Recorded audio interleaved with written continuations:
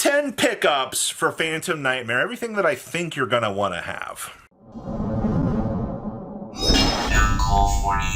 Make sure you guys smash the living crap out of that subscribe button so you guys don't miss out on more awesome content. We're going to be starting off with the white cards. So this is going to be the white Sardine and our other little fish support out here. But this is basically the circular of the water world, because you can send a white Sardine from your deck to the graveyard to special summon the white Sardine, and then you cannot special summon from the extra deck for the rest of this turn except for water monsters.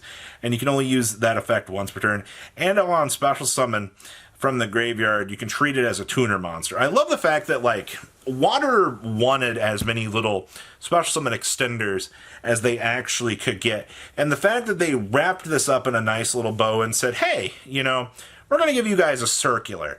A lot of people kind of turned heads here, and they were like, wow, you know, thanks, Mr. Konami. Water will take anything that they can get at this point in time, and a mill circular kind of just seems like it was really up their alley. You know what I mean? So, good job on this. I approve. Next up is the rank 13 Rising Rebellion Falcon. Actually, I'm just going to mention the Raid Raptor stuff in general here. But the Rising Falcon itself is another unaffected boss monster. It's a rank 13. Card's really cool. It's unaffected by other card effects. On Exceed Summoning, destroy as many cards your opponent controls as possible. Then this card, with 3 or more Exceed material with different names, inflict damage to your opponent equal to the combined original attack of those destroyed monsters. Once per turn, we detach 3 materials from this card. Target 1 Raid Raptor Exceed monster in your graveyard. This card gains that monster's effects until the end of this turn. That's on a 4,000, by the way. If you want to play Raid Raptors going on in to the future format here, I highly recommend it. All right, like, it is a combo deck. Nibiru is a pain in your butt. Drone Lockbird is very unfun to play against. But I do fully expect that the TCG is going to eat this deck up, and it's going to be a locals buster nightmare for a lot of people.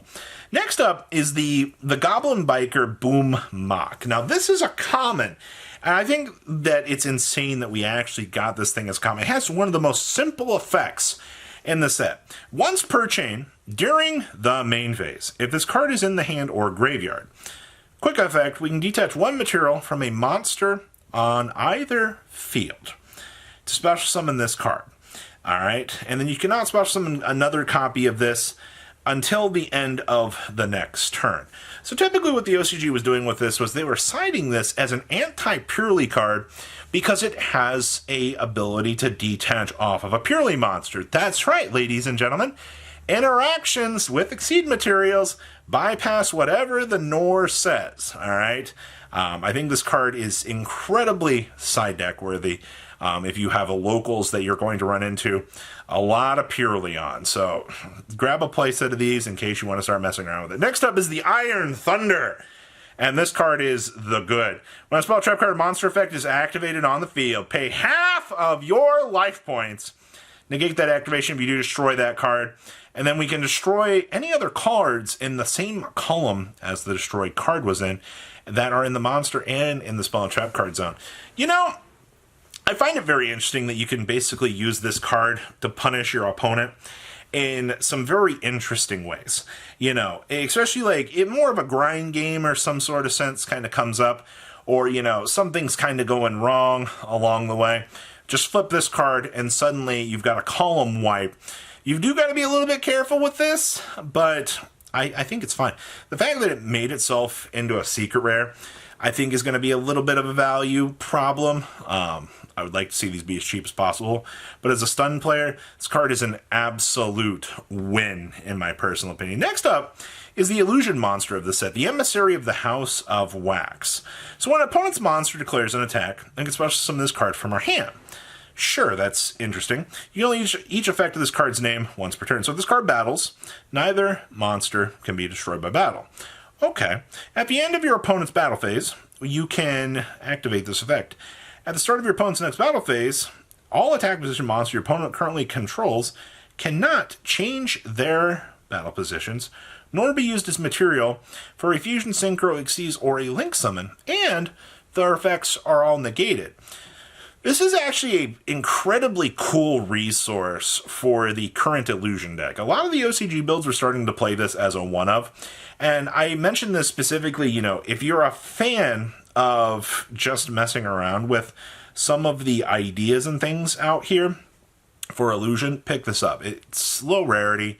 I think that's good. Next up, first Gate Guardian enjoyers is the Dark Guardian and all of the Gate Guardian support in this set, the whole 2 cards. This card is always treated as a Gate Guardian card. Cannot be normal summon or set. Must either be special summoned by Dark Element or special summoned from the hand or graveyard by shuffling into the deck 1 each of your Sangha, Kazujin, or Suijin that are in your hand face up in the graveyard or banished. This thing cannot be destroyed by battle. And if this card was special summoned by the effect of Dark Element, it is unaffected by other monster effects or your opponent's activated spell and trap, or your opponent's activated spell effects. This is a very much a win more card in Gate Guardian, but as somebody that has successfully summoned this card, it feels good. This card is incredibly broken. It is super fun, and trust me when I say this, you're going to have a pretty good outlook on this card once you drop it. All right, 100% casual play here, but I think it is a very solid pickup. Next up is the GOI support in this set. So we also, the Moonlight of the GOI. So your level 6 GOI, I think, is the best thing in the GOI support. On normal or special, we can add a fish monster from our deck to our hand except for the Moonlight of the GOI. And then we can banish 1 fish monster from our hand or face up on the field. And then if this card is banished, we can banish 1 fish monster from our hand, graveyard, or face up on the field, except for this card. Special summon this card back. The GOI stuff for the recurring assets that you get are actually pretty good. I think everything that they were trying with the GOI stuff, especially when the TCG has the runic variant of this deck, which, by the way, that version of the deck is kind of crazy. All right, I'm fully expecting that we see a lot more GOI variants kind of chilling out here. Doesn't necessarily mean that they're going to be good, but you know, the TCG, they see runic cards and they're like, ooh, okay. Next up is the Black Goat Lass. I love this card so much. We can declare 1 monster name.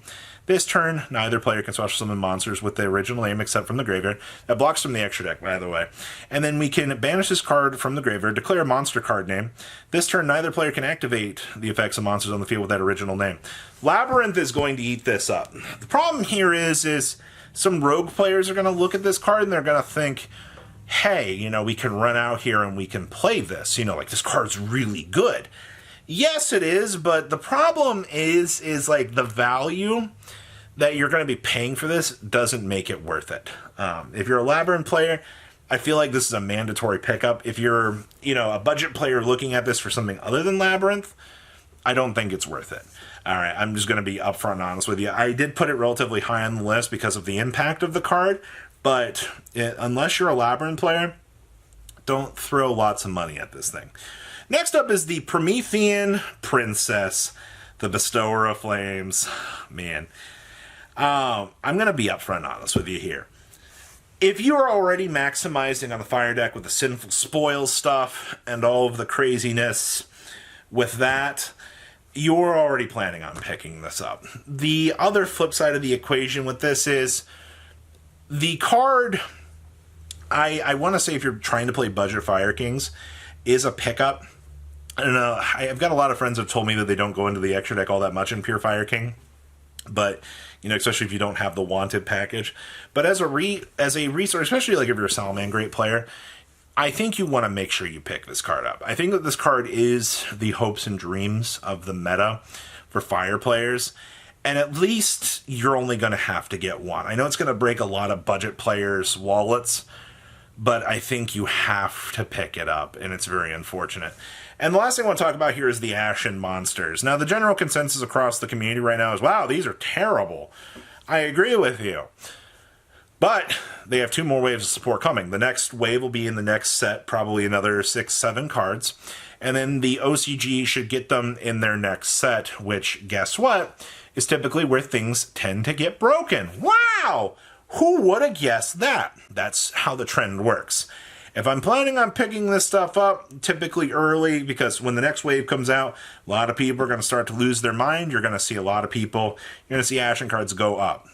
Always consider the dip and consideration for it. We'll have to wait and see if that ends up being true, but the theme looks too good to be bad. right? So what do you guys think about the pickups out of the set? Please, if comment down below, tell me what you guys think. I'll see your beautiful faces back here later today, guys. Peace. Patrons, thank you.